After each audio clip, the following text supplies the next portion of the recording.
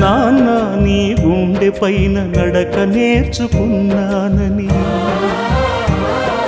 నీ చూపుడు వేలితో లోకాన్నే చూశానని,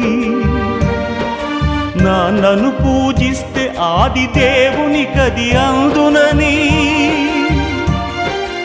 అమ్మకు బ్రహ్మకు మధ్యన నాన్నే ఒక నిచ్చెనని తెలియనైతి తండ్రి, ఎరుగనైతి నాన్న.